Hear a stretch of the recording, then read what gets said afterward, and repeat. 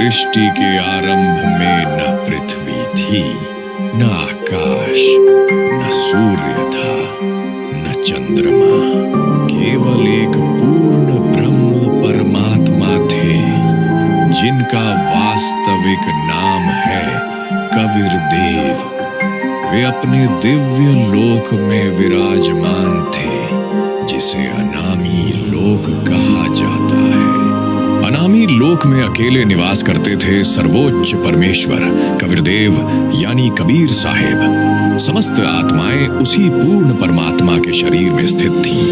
अनामी लोक में उनका पद नाम था अनामी पुरुष। उनके एक रोमकूप का तेज शंख सूर्य के प्रकाश से भी अधिक है। परमात्मा ने एक शब्द उच्चारित किया और सृष्टि में कंपन उत्पन्न हुआ और अनामी लोक के नीचे 3 और लोकों की रचना की, अगम लोक, अलख लोक और सतलोक।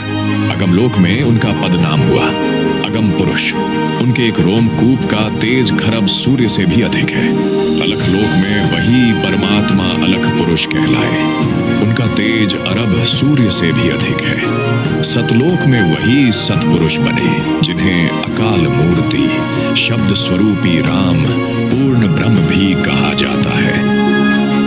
इसी सतपुरुष कबीर देव कबीर प्रभु का मानव सदृश शरीर तेजोमय है, जिसके एक रोम, शरीर के बाल का प्रकाश करोड़ सूर्यों तथा उतने ही चंद्रमाओं के प्रकाश से भी अधिक है।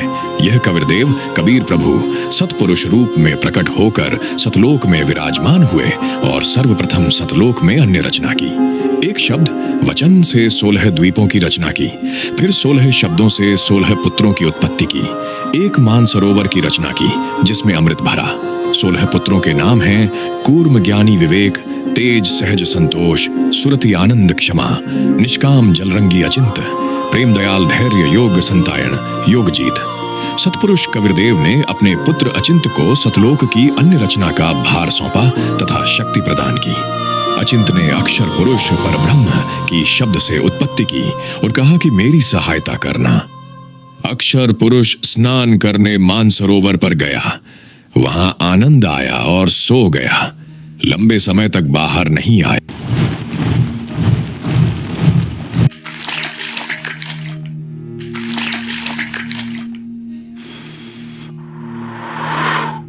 तब अचिंत की प्रार्थना पर अक्षर पुरुष को निद्रा से जगाने के लिए कबीर देव कबीर परमेश्वर ने उसी मानसरोवर से कुछ अमृत जल लेकर एक अंडा बनाया और उस अंडे में एक आत्मा प्रवेश कराई तथा उस अंडे को मानसरोवर के अमृत जल में छोड़ दिया। अंडे की गड़गड़ाहट से अक्षर पुरुष की निद्रा भंग हुई। उसने अंडे को क्रोध से देखा, जिस कारण अंडा 2 भागों में टूट गया। उसमें से ज्योति निरंजन क्षर पुरुष निकला। इसका वास्तविक नाम कैल है। तब सतपुरुष कबीर देव ने आकाशवाणी की, आप दोनों बाहर आओ और अचिंत के द्वीप में रहो। आज्ञा पाकर अक्षर पुरुष तथा अक्षर पुरुष कैल दोनों अचिंत के द्वीप में रहने लगे। बच्चों की नादानी उन्हीं को दिखाई गई ताकि फिर प्रभुता की तड़प न बन जाए, क्योंकि समर्थ के बिना कोई कार्य सफल नहीं होता। फिर पूर्ण धनी कबीर देव ने सर्व रचना स्वयं की। पूर्ण ब्रह्म ने सभी आत्माओं को अपने ही अंदर से अपनी वचन शक्ति से अपने मानव शरीर के समान उत्पन्न किया। प्रत्येक हंस आत्मा का शरीर परमात्मा जैसा ही मानव सदृश बनाया गया, जिसका तेज 16 सूर्यों के समान था। परंतु परमेश्वर के शरीर के एक रोमकूप का प्रकाश करोड़ों सूर्यों से भी अधिक है। बहुत समय के उपरांत क्षर पुरुष ज्योति निरंजन ने सोचा कि हम तीनों अचिंत, अक्षर पुरुष और क्षर पुरुष एक ही द्वीप में रह रहे हैं और अन्य सभी अलग अलग द्वीपों में रहते हैं। मैं भी साधना करके अलग द्वीप प्राप्त करूंगा।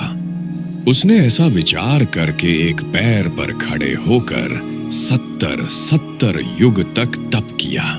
जब ब्रह्म ज्योति निरंजन तप कर रहा था, तब हम सभी आत्माएं जो आज ज्योति निरंजन के 21 ब्रह्मांडों में रहते हैं, उसकी साधना पर आसक्त हो गईं और हृदय से उसे चाहने लगीं। अपने सुखदाई प्रभु सत्य पुरुष से विमुख हो गए। जिस कारण से पवित्रता पद से गिर गए। पूर्ण प्रभु के बार बार सावधान करने पर भी हमारी आसक्ति क्षर पुरुष से नहीं हटी। पूर्ण ब्रह्म कबीरदेव कबीर प्रभु ने क्षर पुरुष से पूछा, क्या चाहते हो? पिताजी, यह स्थान मेरे लिए कम है। कृपया मुझे अलग से द्वीप प्रदान करने की कृपा करें। ठीक है ज्योति निरंजन, मैं तुझे 21 ब्राह्मण देता हूं। कुछ समय उपरांत ज्योति निरंजन ने सोचा, इसमें कुछ रचना करनी चाहिए। खाली ब्रह्मांड मेरे किस काम के। यह विचार कर 70 युग तप करके पूर्ण परमात्मा कबीर देव कबीर प्रभु से रचना सामग्री की याचना की। सत्पुरुष ने उसे 3 गुण तथा 5 तत्व प्रदान कर दिए, जिससे ब्रह्म ज्योति निरंजन ने अपने ब्रह्मांडों में कुछ रचना की। फिर उसने सोचा कि इसमें जीव भी होने चाहिए, अकेले का दिल नहीं लगता। यह विचार कर उसने 64 युग तक फिर तप किया। पूर्ण परमात्मा कबीर देव से उसने कहा, मुझे कुछ आत्माएं दे दो, मेरा अकेले का मन नहीं लगता। ब्रह्म, तेरे तप के प्रतिफल में मैं तुझे और ब्रह्मांड दे सकता हूं, पर मेरी आत्माओं को किसी भी जप तप साधना के फल स्वरूप नहीं दे सकता। हाँ, यदि कोई स्वेच्छा से तेरे साथ जाना चाहे तो जा सकता है। समर्थ कबीर के वचन सुनकर ज्योति निरंजन हमारे पास आया। हम सभी हंस आत्माएं पहले से ही उस पर आसक्त थीं। हम उसे चारों ओर से घेर कर खड़े हो गए। ज्योति निरंजन ने कहा, मैंने पिताजी से अलग 21 ब्रह्मांड प्राप्त किए हैं। वहां अनेक प्रकार के रमणीय स्थल बनाए हैं। क्या आप मेरे साथ चलेंगे? सब आत्माओं ने, जो आज 21 ब्रह्मांडों में परेशान हैं, कहा, हम तैयार हैं यदि पिताजी आज्ञा दें। तब क्षर पुरुष पूर्ण ब्रह्म महान कबीर समर्थ कबीर प्रभु के पास गया और सारी बात बताई। तब कबीर परमेश्वर ने कहा, मेरे सामने स्वीकृति देने वाले को आज्ञा दूंगा। क्षर पुरुष तथा परम अक्षर पुरुष कबीर अमित ओझा, जिसकी शक्ति का कोई वार नहीं, वही कबीर दोनों हमारे पास आए। सत कबीर देव ने कहा, जो हंस आत्मा ब्रह्म के साथ जाना चाहता है वह हाथ उठाकर स्वीकृति दे। अपने पिता के सामने किसी की हिम्मत नहीं हुई, किसी ने स्वीकृति नहीं दी। बहुत समय तक सन्नाटा छाया रहा। तत्पश्चात एक हंस आत्मा ने साहस किया और कहा, पिताजी, मैं जाना चाहता हूँ। फिर उसकी देखा देखी, जो आज ब्रह्म के 21 ब्रह्मांडों में फंसी है, हम सभी आत्माओं ने स्वीकृति दे दी। परमेश्वर कबीर जी ने ज्योति निरंजन से कहा, आप अपने स्थान पर जाओ। जिन्होंने तेरे साथ जाने की स्वीकृति दी है, मैं उन सब हंस आत्माओं को तुम्हारे पास भेज दूंगा। ज्योति निरंजन अपने 21 ब्रह्मांडों में चला गया। उस समय तक ये 21 ब्रह्मांड सतलोक में ही थे। तत्पश्चात पूर्ण ब्रह्म ने सर्वप्रथम स्वीकृति देने वाले हंस को लड़की का रूप दिया, परंतु स्त्री इंद्रियां नहीं रची तथा जिन आत्माओं ने ब्रह्म ज्योति निरंजन के साथ जाने की सहमति दी थी, उन सबको उस लड़की के शरीर में प्रवेश करा दिया। उसका नाम आष्ट्रा, आदि माया, प्रकृति देवी, दुर्गा पड़ा। तब सत्पुरुष ने कहा, पुत्री, मैंने तुझे शब्द शक्ति प्रदान कर दी है। जितने जीव ब्रह्म कहे तुम उत्पन्न कर देना। पूर्ण ब्रह्म कबीर देव कबीर साहेब ने अपने पुत्र सहज दास के द्वारा प्रकृति को अक्षर पुरुष के पास भिजवा दिया गया। सहजदास जी ने ज्योति निरंजन को बताया कि पिताजी ने इस बहन के शरीर में उन सभी आत्माओं को प्रवेश करा दिया है जिन्होंने आपके साथ जाने की सहमति व्यक्त की थी, तथा इसे पिताजी ने वचन शक्ति प्रदान की है। आप जितने जीव चाहेंगे प्रकृति अपने शब्द से उत्पन्न कर देगी। यह कहकर सहजदास वापस अपने द्वीप में चले गए। युवावस्था के कारण उस कन्या का रंग रूप अत्यंत निखर गया था। ब्रह्म के भीतर विषय वासनाएं उत्पन्न हो गईं और उसने प्रकृति देवी के साथ अधर्म आचरण प्रारंभ कर दिया। तब दुर्गा ने कहा, ज्योति निरंजन, मेरे पास पिताजी द्वारा दी गई वचन शक्ति है। आप जितने प्राणी कहेंगे मैं उन्हें वचन से उत्पन्न कर दूंगी। आप मैथुन परंपरा प्रारंभ मत कीजिए। आप भी उसी परमपिता के शब्द से अंडे से उत्पन्न हुए हैं और मैं भी उसी परमपिता के वचन से उत्पन्न हुई हूँ। आप मेरे बड़े भाई हैं। भाई बहन का यह योग महापाप का कारण बनेगा। परंतु ज्योति निरंजन ने प्रकृति देवी की एक भी प्रार्थना नहीं सुनी। उसने अपनी वचन शक्ति द्वारा नाखूनों से स्त्री इंद्रिय भग प्रकृति को लगा दी और बलात्कार करने का निश्चय किया।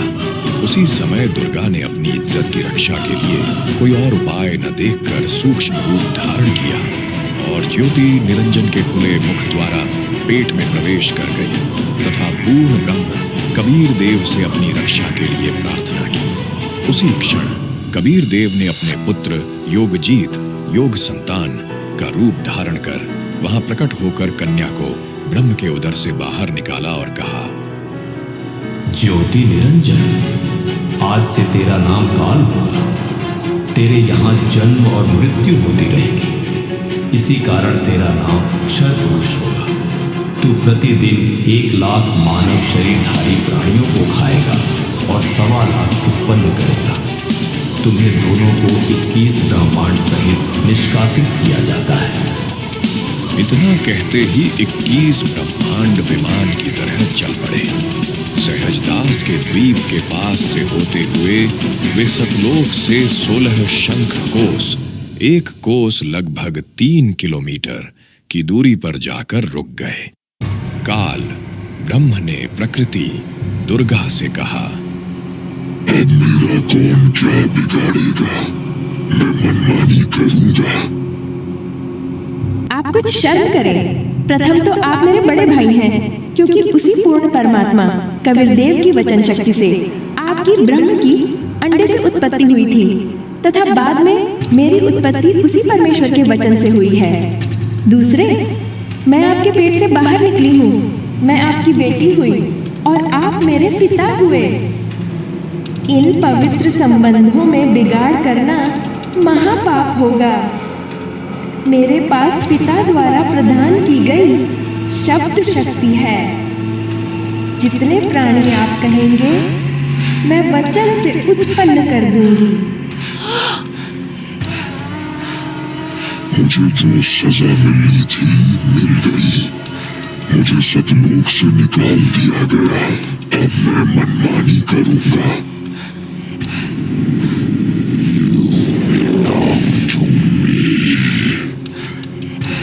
यह कहकर काल पुरुष क्षर पुरुष ने प्रकृति से जबरन विवाह किया और 3 पुत्रों की उत्पत्ति की। रजोगुण युक्त ब्रह्मा जी, सत्वगुण युक्त विष्णु जी, तमोगुण युक्त शिव शंकर जी। जब तक तीनों युवक नहीं हो जाते दुर्गा उन्हें अचेत अवस्था में रखती है। फिर युवा होने पर ब्रह्मा जी को कमल के फूल पर, विष्णु जी को शेषनाग की शैया पर और शिव जी को कैलाश पर्वत पर सचेत करके एकत्र करती है। तत्पश्चात प्रकृति दुर्गा उनका विवाह कर देती है। काल ब्रह्म के आदेश से प्रकृति देवी ने तीनों को एक ब्रह्मांड के 3 लोकों में स्वर्ग लोक, पृथ्वी लोक और पाताल लोक का एक विभाग मंत्री प्रभु नियुक्त कर दिया। जैसे ब्रह्मा जी को रजोगुण विभाग, विष्णु जी को सत्वगुण विभाग और शिव शंकर जी को तमोगुण विभाग का प्रभु बनाया। और काल ब्रह्म स्वयं गुप्त रूप में महाब्रह्मा, महाविष्णु और महाशिव मुख्य मंत्री का पद संभालता है। यह ज्ञान परमात्मा कबीर साहिब जी ने लगभग 600 वर्ष पहले अपनी कबीर वाणी में प्रदान किया था। जिसका प्रमाण आज हमारे पवित्र सतग्रंथों में मिलता है। इसी प्रकार के और आध्यात्मिक व सत्य आधारित वीडियो देखने के लिए कृपया हमारे चैनल को लाइक करें और सब्सक्राइब करना न भूलें। बंदी छोड़ कबीर परमेश्वर जी की जय हो। बंदी छोड़ सद्गुरु रामपाल जी महाराज की जय हो। माया आदि निरंजन भाई, अपने जाए अप खाई। ब्रह्मा विष्णु महेश्वर चेला, ओम सोहम का है खेला। सोन शिखर में धर्म अन्यायी, जिन शक्ति दायन में लुटाई। 1.25 लाख गहरा सैन्यत उठ दूती, माया आदि तपत की कुत्ती। 1.25 लाख घड़िए नत भंडे, अंसा उत्पत्ति परले डंडे। ये तीनों चेला पटपारी, सर्जे पुरुषा सर्जी नारी। खोखापुर में जीव बुलाए, 100 पन नरक वैकुंठ बनाए।